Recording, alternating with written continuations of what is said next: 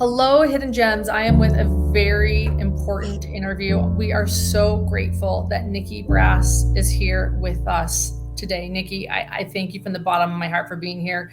You have such an important story and also an important message. And we're going to talk to you today about your experience going out with the Long Island serial killer. Nikki is now a stylist. She is a mother, she is a stylist. You've come a long way in your life, but take us back about 10 years ago or the year it was when you got to know the you got to know the Lisk, the Gilgo Beach serial killer, Rex. So I'm almost positive it was 2015. And I, at the time, was in active addiction and not really thinking about my safety or well being. And I was on some fairly sketchy websites. And he was one of the guys that messaged me to meet. Initially, he wanted me to meet him in Nassau County, and I'm pretty sure directly where he wanted us to go. But I didn't feel comfortable, and I never would, even for like a Tinder date. I would never meet somebody like at a hotel or at my house. Or so I asked him if he would meet me in Port Jeff because I was familiar with the area and I felt safe over there and I knew people. So if I needed somebody, they were close by. And we agreed. So we went to the the Steam House, and had dinner and drinks. Did you meet at the restaurant or? Yeah. Yeah, we met directly at the restaurant. Um, Okay. Rex Heuermann is who we're talking about. I referred to him as the alleged Long Island serial killer. In he is charged in 3 victims' deaths, and so this is a dinner and drinks with him. And you met him on a sketchy website. Is this sort of like Tinder but sketchier, or? Sketchier. I used to use sites like Backpages, Escort Alligator, Seeking, like a lot of it's they put it in the guise of like finding a sugar daddy or a rich older guy to date and be with. Um, but I feel like it isn't quite that. You know what I mean? Sure. And this is 10 years ago. You were much younger. You were in a very vulnerable situation in your life. And so you chose to go out with them, but you still took these safety precautions. Yeah, I even beforehand showed me and my little sister were at Chuck E. Cheese, and I showed her a picture of him on my phone, and I was like, "Listen, this is who I'm going to be with tonight in case anything happens." And I always did that. Sometimes I would even send her their license plates if I was going to get in a car, just so she knew, like someone knew.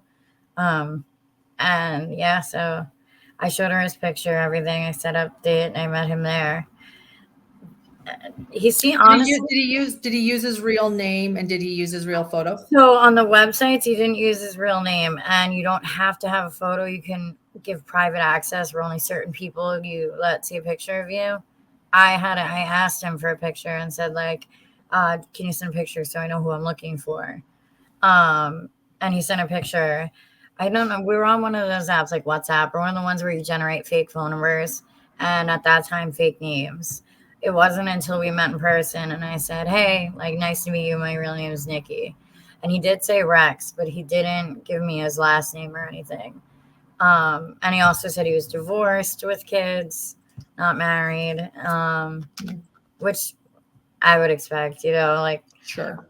And then, yeah, he seemed pretty normal when I first sat down with him. At first, I thought, oh, maybe my gut was just wrong. He seems fine. So when we sat down, we talked about like basic stuff. He said like he was an architect and what he did for a living and this and that, and then talked to me about what I want to do for a living, basic like little chit chat. And then he asked me if I had an interest in true crime, and I actually do. Like I know about every serial killer. So like, and then he said, "Well, do you know about the Gilgo Beach murders?" And He I was like, asked you this. "Yeah." He brought it up and asked me. And I was like, "Yeah." I was like, "I think everybody from Long Island knows about the Gilgo murders. Like, we're all following it. We're from here, especially girls who work in that industry. Like, they have to take extra precaution and know. So he asked me if I knew about them, and then he started like talking about, you know, the case so far. Thing was, like when he talked about it, it was weird. And that's what like gave me a bad gut feeling and made me want to get out of there was like he didn't talk about it like a true crime fan would, or like somebody who had, you know, was really into the case. It like almost seemed like as he talked about it, he was like mentally reliving it and like enjoying it. You know what I mean? Can you remember anything specific that he said? Yeah. I mean, I didn't talk to the cops yet, so certain stuff I'm like nervous to say in case it wasn't you know, said anywhere else. But he so like one thing I remember specifically was when he talked about it, he said I said, "Well, who do you think did it?" And obviously he's not going to say me. So he was like, "Oh, you know," he's like, "It could be Bissett, the guy that the aquarium owner." And I feel like he said that in retrospect, I feel like he said that because the sacks that the bodies were in, the burlap sacks, were traceable to Bissett's nursery farm, like nursery that he owned. And I feel like he said that because he knew Bissett would be a suspect when they found the burlap sacks. Wow. So I feel like that's why he mentioned him as like a hypothetical who it could be. Um, and what weirded me out the most was that he's saying all this and being real creepy about it, and then says like, "Oh, I live right by Gilgo Beach." Do you think he was trying to intimidate you or mislead you? What do you think his intention was? I feel like he wanted to brag about what he had done, but couldn't. But knew with girls like me who are vulnerable and addicted to drugs and not likely to be believed, that he could almost brag in his own way. You know, like I feel like he wanted to talk about it. He wanted to be able to tell people. He wanted to be able to brag and get the attention. Like he was getting a bit of a high from sharing Yeah, this. like he seemed. I tell people it seemed like he had like a mental orgasm talking about it. Like his body language changed. He seemed like too excited to be like talking about the victims, and it didn't seem like someone who felt bad for the victims. It almost seemed like he kind of thought of them as expendable people, people that didn't really matter. And maybe that's how he saw you too.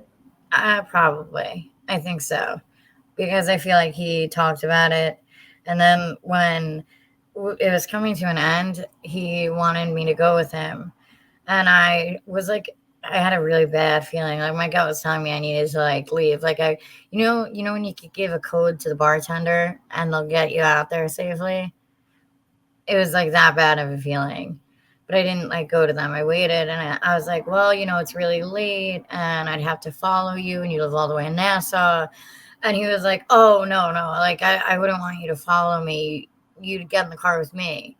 And I was like, I don't want to leave my car in a random parking lot in Port Jeff. And he's like, no, I would want you to come with me in my car. Like, he's like, your car will be fine. Like, he really insisted on the fact that I didn't take my car. And now I think about it, I'm like, he probably didn't want to be on traffic cameras having to ditch a car after killing somebody. Wow, like he was thinking through. He was thinking through. Yeah.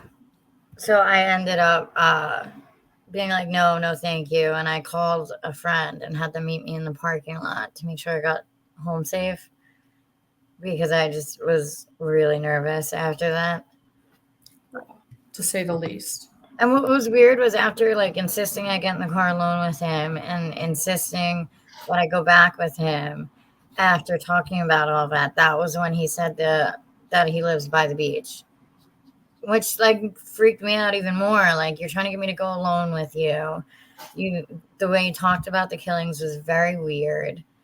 And yeah, he just it I don't even know how to describe it. It was just I could tell, like I just knew. And He would have been in his 40s. I was in my early 20s. Your early 20s. Go ahead. Yeah. And he's a really big dude. Like, he is tall and big, so like he is easily capable of like taking out smaller women. Like, at the time, I was like 120 pounds and 5'4". So was his size intimidating to you? Was his size? His size is like very intimidating. He's a big guy. Yeah, but of course, he seemed very normal until he talked about it. That's when he started seeming weird. Like, he seemed like he like really badly wanted to be able to be like, this is exactly what happened. Like, he tried to bring up like why the sacks were good to use and like just weird things that like you don't talk about when you're just talking about true crime and the victims. Like, details that like, and then he was like, how do you think they got the bodies there without being noticed? And like weird stuff like that. And there's something he said that I haven't seen in the newspapers anywhere, so I do want to leave that for a detective. But he said something that I haven't seen anywhere, and I'm wondering if it's true about him. I feel like it would be relevant to how he got the bodies there without being noticed. I know that you're going to talk to police soon, and that's the plan.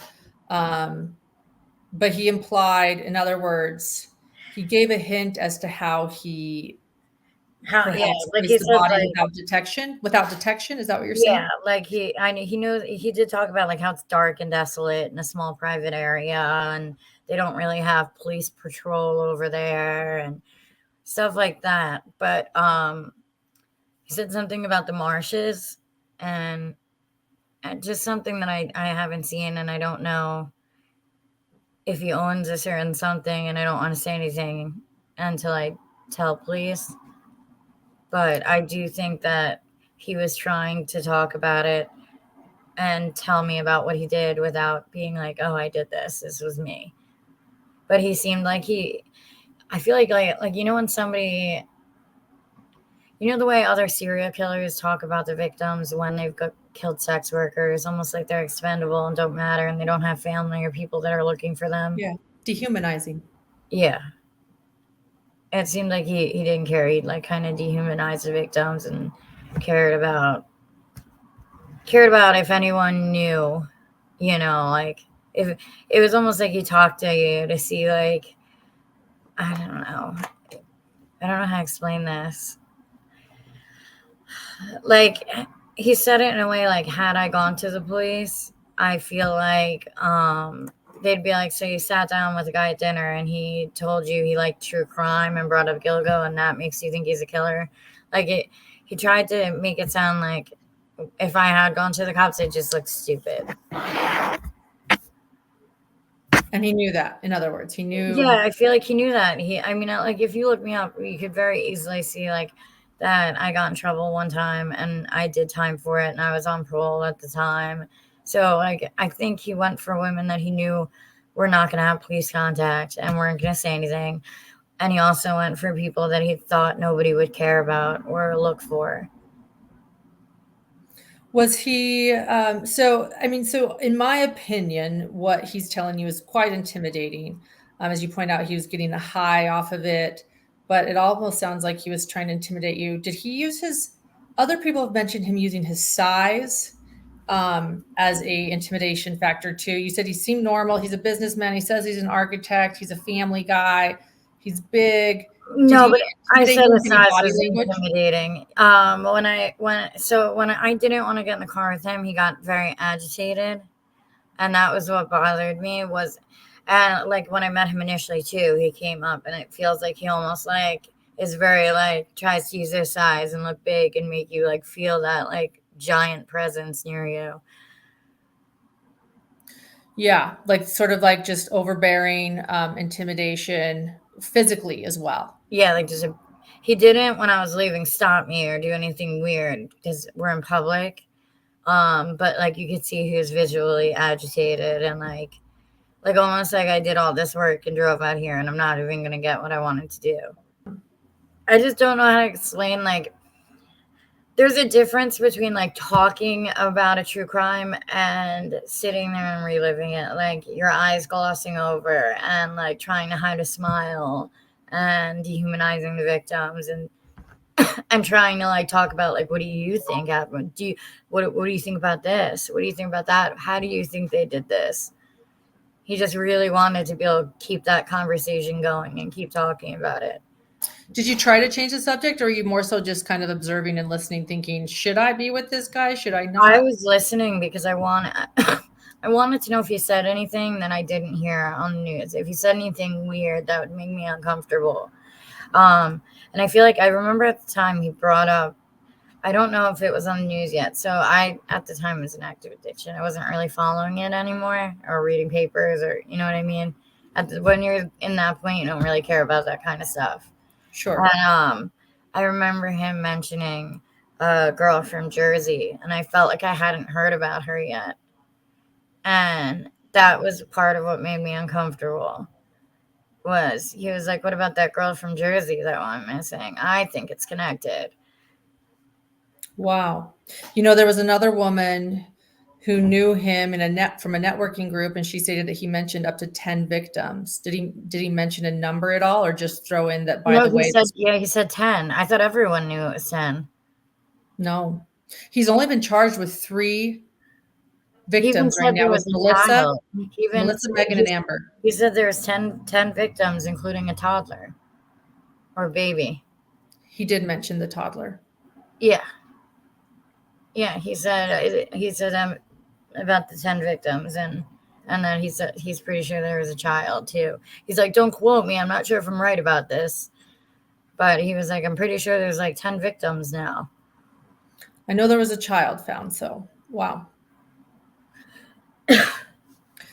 What really got me though was the part where he asked about how you would get the bodies there without being noticed, and that part really weirded me out.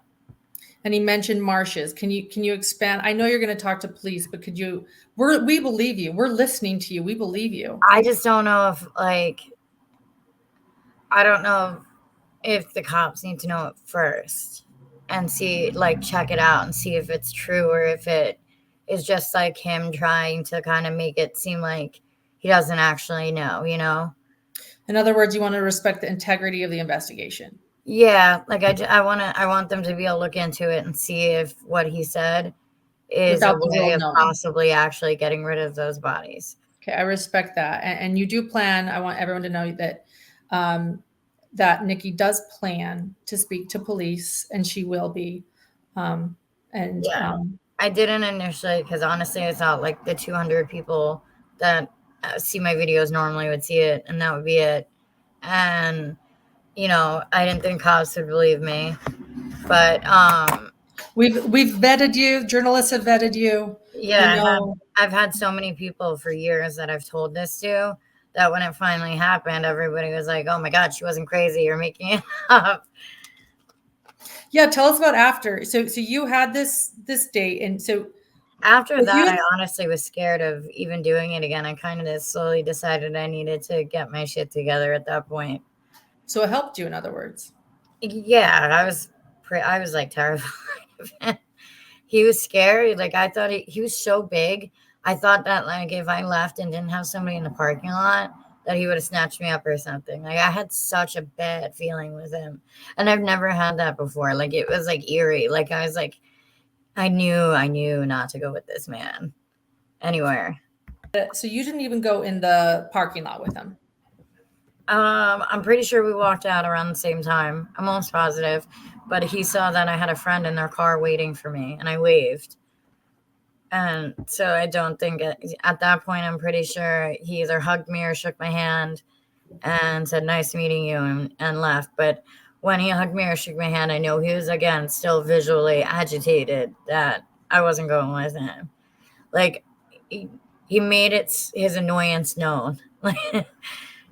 If that makes sense. It does make sense. It makes absolute sense. My husband is a psychologist, and we will be further assessing and discussing him, and it makes absolute sense. The vibe I got off him was somebody who, if they could, would have been calling those families every day talking about it or sending them letters or harassing them. He'd be the one like who wants to write a letter to the cops acting like he didn't get caught. Like he just seemed like somebody who wanted to brag and wanted to talk about it, wanted the infamy, but also didn't. Like he just liked the chase. He liked that no one knew it was him, and he liked that he could talk about it openly and not get caught without openly talking about it. Like I feel like I feel like he's that kind of person. Like the person that if he wanted to, like he'd be the type to call a family and be like, "Yeah, I killed her." Like if he could say that without getting in trouble. Do you know what I mean? Yeah, like taunting the police almost, taunting a bit, Yeah. almost like you guys don't know who I am and this Like is to him, it seemed like a very like in my mind, I feel like to him it was like a game, but that he got like a like a thrill. yeah, thrill. Is that a good way to explain it? Yeah, I feel like it was an escape from a life he didn't want. Interesting. But everything else checked out. Like he's just seemed like a businessman, family man, kind of. Do you feel? Yeah, but he seemed like a businessman, family man that wasn't really happy with his family life and general life. Like he found it very boring. Did he mention his kids at all? Any kids yet? I think he said he had a kid or kids. I'm not sure, but I know he had a kid or kids. But he said he was divorced. Which usually at that time, I assume they all say that. Most of them are probably married. Do you know what I mean? Right. I feel like it's just because I don't want girls, and I know there's girls that are young and stupid out there, and I know there's women who are in position I was in that are so desperate right now to have a fix or to get the money they need to take care of their family or whatever it is that they're willing to put themselves in that situation. Like you don't know who you're sitting across from. Like you could be sitting directly across from a serial killer, and a lot of these women are so desperate to be able to take care of their families or their addiction or whatever it is that they'll ignore their best interest and the gut feeling, and they'll meet the guy directly at a hotel room or at their house and end up sexually assaulted or just in a really bad position. And I want women to like try to stay away from that and find an ulterior. If you got in the car with him, do you feel like you'd be here today? No. I know. Definitely not. Yeah. What weird to me. It was so weird though to say you live by Gilgo Beach after talking about it all, and like just so weird. It's so weird. And I remember him like so vividly. Like for whatever reason, he was like the only date I've ever had that ever made me feel like that. The only date I ever went on where I knew I needed to leave immediately. Like I've never had that feeling any other time before that. You guys had dinner and drinks. Was he trying to give you additional drinks or extra drinks of any sort? Encourage you to So drink? I don't drink. I used to like just to be polite get like a Malibu rum or a drink, but like I don't really drink, so you can't convince me to. Like you try all you want. I'm like, nope, I smoke. That's it. Sorry. So you weren't drinking. No, he did. He did offer drinks, and he was drinking, and he asked like, if I wanted anything. Do I want more than a soda? Kind of like he kind of found it funny that I just wanted soda and didn't want to get drunk. Yeah. You didn't get in the car and you're here today. Tell us a little bit about your life now, 10 years later. So I'm a hairstylist. I'm actually really good with fashion color. So I have 4 kids. You're a mother. You're a mother and a hairstylist. Do you have your own business then? I do. I am looking to like work in a salon soon when the baby is a little bigger, but I do my own little side business, and I do weddings and events, and I want to have a THC CBD friendly high end salon, like the first really high end salon that's CBD THC friendly, and have a whole menu of like smoothies that you could get while you're getting your hair done, and they're THC or CBD infused, and they all have like purposes for your hair, skin, or nails. I have like a whole vegan and non-vegan menu, and I want it to be like one of those really classy, kind of hip, like brick-walled, high-end salons, but that incorporate CBD and THC products. That's incredible. Congratulations on your life now and where you are now. I feel like a lot of times, and you mentioned that Rex did this, that he dehumanized the victims a bit and perhaps was even dehumanizing you, finding vulnerable women in vulnerable situations. Megan and Melissa and Amber, and it sounds like there are likely more victims. They were so much more than a escort or a sex worker. And is there anything you want to explain to people about that? A lot of victim blaming I've been hearing when it comes to these victims. Anything you want to share there? Yeah, I feel like even when I came forward, it was automatically like former escort or sex worker. And that's why women don't come forward. I bet you there's a lot of women that were in a lot more dangerous of a situation with him and were lucky to get away that won't come forward because they automatically dehumanize you and turn you into this frowned upon situation and don't include background or relevancy or why you were in that situation. It makes it where no one is gonna, especially women who are vulnerable, and like especially like now, like it's 10 years later for me, I have a different career. Most people now wouldn't come forward at the sake of ruining their career, or you know what I mean, because they Yes. don't want anyone to know that that's what they used to do.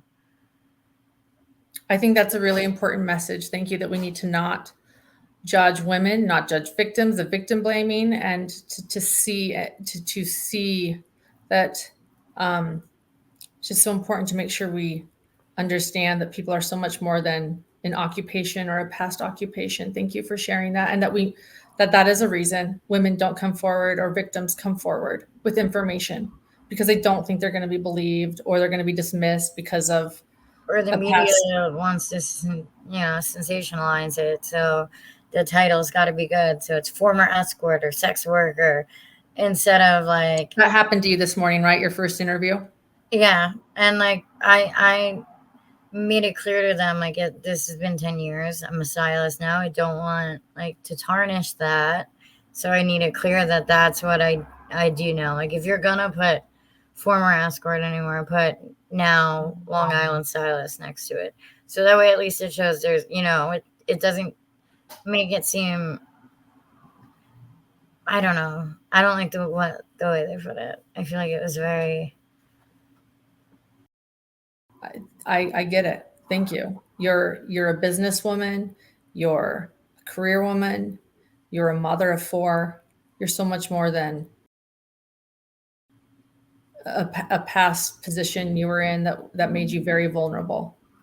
And I feel like my story, people should know so they understand like why women end up in that position. Because like I was really young. I was only 21, and like I was in college. I had 3.9 GPA. I was in a sorority. I did community service, and I ended up getting hooked on opiates from a doctor prescribing them.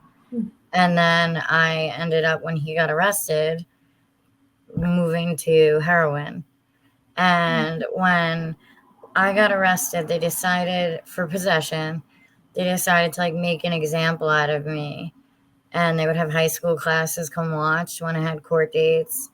And yeah, and they tried to give me like a B felony initially for an amount that now wouldn't even probably be a felony. Like it would probably be the Public lowest shaming. felony. Wow. Yeah, So like it's they like a really public shaming. like really, yeah. And they ended up, the judge was like, I'm either going to give you 10 years or you take the 3-year flat plea deal. And that's it. I'm giving you one offer. And he's like, after that, it's only 10 years. And he was being like super hard about something that like, I ended up pleading down to the lowest felony, which is like one above a misdemeanor. and he still sent me to prison for years when all I needed was like help, like therapy and counseling and help. And yeah, so they sent me to prison for 3 years, and I was young, and then I had to come out to absolutely nothing, having a felony, having no career skills, not being able to get back into college so I could graduate, because they have a question, are you a felon on it? And then you have to go into the felony, and then you have to get a felony waiver, and then you have to get approved, and they make it a nightmare to go back. So like for years, I would apply places and have a great interview, and then they do a background check and see I had a drug possession charge and went to prison on it, and they would automatically not call me. And I waited like 10 years for it to not show up on my record to be able to go back to school and get my styling license and start to do something different. But Yeah, thank you for I had to sharing wait that. until 2020 basically to just be able to go to school and do what I had to do, because it followed me everywhere for that decade. The pandemic was a blessing to you. Thank you for sharing that story, because you're absolutely right. There's a reason that men and women get into certain situations. There's always a backstory. There's And I mean, always. here's the thing. When it comes to my felony, I would never say I wasn't guilty. I was an addict, and I was in possession of it. What you said, you needed counseling, you needed help, you needed rehab, and instead the situation became worse. Yeah, if you can't, and you know what's worse is like you do all that time and then you come out and you're on parole, and I feel like a big part of parole and probation sets you up for failure. Like I got in a car accident. I never had a dirty urine. I never violated, never did anything wrong, never missed curfew. I did everything they said. I was pregnant and got hit from behind and was not responsible for the accident. And the judge still violated me for police contact. I'm so sorry. So like I had a really, like, it was hard. You've worked harder than most to get to where you are today. Congratulations on the life you've created. Thanks. I'm really impressed. Really, I mean that. And thank you for coming forward and sharing your story. I just want to end after this date. You told people that you thought you'd gone out with the Gilgo Beach serial killer. I told people I was positive I did. I didn't even say I think. I was like, I am every guy I dated from then until I was married. I was like, listen, I was like, I swear to God, I went on the date with the Gilgo Beach killer, and I would tell them about it. And I told, after the words, I told my little sister. I told so many people, because not the cops, but I told everyone I knew, because I was like, I swear I met him. And I was like, and it was the strangest thing the way he talked about it. And I feel like everybody kind of shrugged it off as like, she's just telling an eccentric story. Which means that's why you wouldn't go to police, because why would they believe you to? You had no evidence. You just had a gut feeling, in other words. And not only that, like I was on parole. I was not having police contact at all.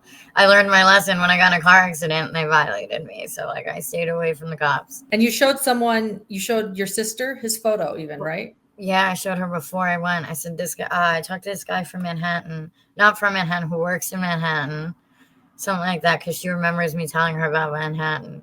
And I said, and I'm going to meet him. And I said, this is where I'm meeting him. I said, this is what he looks like.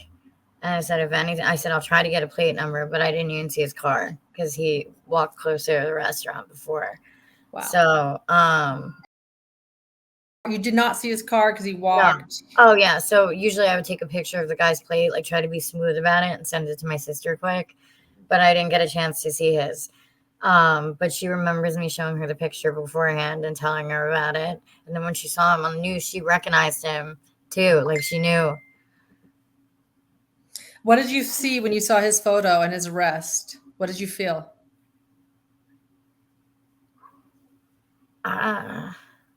Honestly, I was like, man, I dodged death like way too many times. Yeah. Yeah. I feel like if there's a multiverse, there's one in it where I went with him and didn't come back. Yeah. Did he ever reach out to you again? No, I blocked him. I never talked to him again. The fake number he used was probably fake, and no reason to block it because he'd generate a different one. But no, I never talked to him again. I'm pretty sure I deactivated most of my profiles after that for a while and just stayed away. So good for you. Thank you for being so generous with your time today. And we'll be in touch. Stay in touch. Okay? Okay. Thanks, Nikki. We'll see you. Bye. You're welcome.